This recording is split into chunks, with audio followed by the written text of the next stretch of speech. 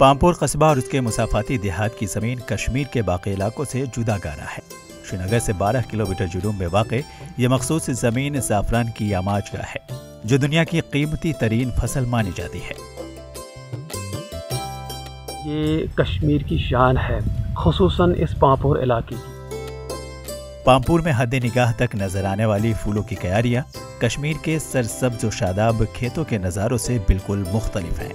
جو بھی سیاح کشمیر کی سیر کے لیے جائے وہ چاہتا ہے کہ شری نگر کے بازار سے زعفران خریدے۔ بہت سے سیاح بذات خود شری نگر کی مسافات میں واقع پامپور قصبے میں چلے جاتے ہیں، جہاں خاص قسم کی وسیع و عریض کھیتوں میں زعفران کے پھول اگتے ہیں۔ قصبہ زعفران اور اس کے نواحی دیہات قدر خوشحال ہیں اور ان کی خوشحالی کا بنیادی سبب زعفران کی کھیتی ہے۔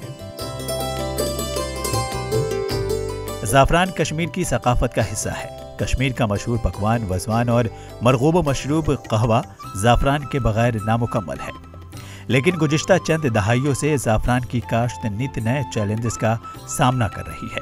قنوطیت کے شکار بعض افراد نے اس فصل کے مستقبل سے متعلق امیدیں چھوڑ دی ہیں، لیکن حکومت اسے بچانے کے لیے کمر بستہ ہو گئی ہے۔ اس سے امیدیں ایک بار پھر جاگنے لگی ہیں۔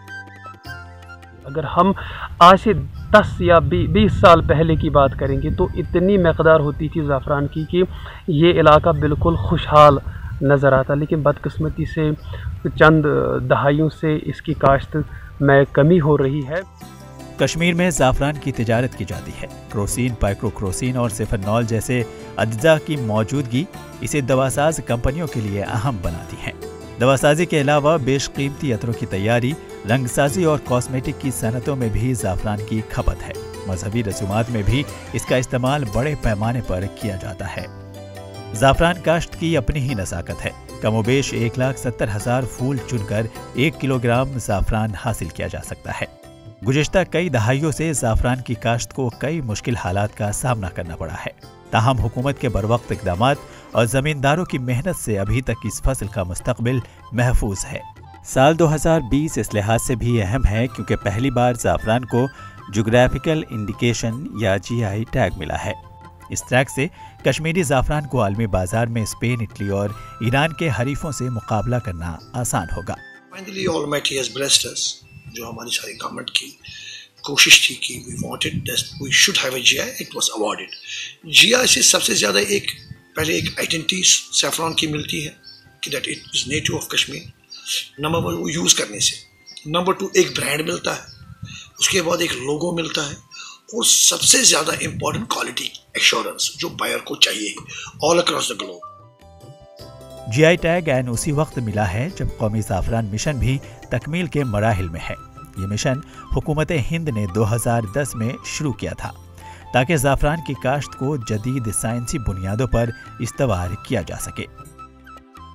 ابھی سیفران دنیا کی کسی بھی جگہ پر سے جہاں سے آتا ہو کہ ان کو GI ابھی نہیں ملا ہو، چاہے وہ ایران ہو، چاہے وہ آذربائیجان ہو، چاہے مراکو ہو، چاہے گریس ہو۔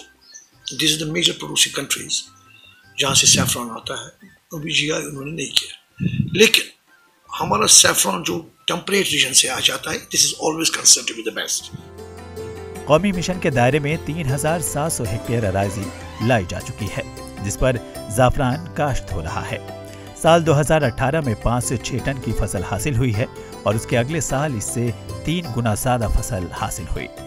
زعفران کی کھیتی کافی نازک ہے۔ اگر موسم میں ہلکی سی ناموافق تبدیلی ہو تو فصل متاثر ہوتی ہے۔ اکتوبر کے اواخر اور نومبر میں زعفران کے پھول پورے جوبن پر ہوتے ہیں۔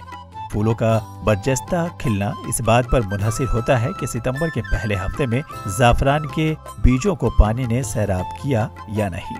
پہلے ایسا صرف بارش سے ہی ہوتا تھا، لیکن اب اسپرنکل واٹر کے ذریعے زعفران کی کیاریوں کو مقررہ وقت پر سیراب کرنا ممکن ہو گیا ہے۔ زعفران کی کاشت محفوظ بنانے اور زیادہ سے زیادہ فصل حاصل کرنے کے لیے حکومت کے تازہ ترین اقدامات سے زعفران کی صنعت کی صدیوں پر محیط تاریخ میں ایک اور باب کا اضافہ ہو رہا ہے۔ Bureau report, ETV Bharat.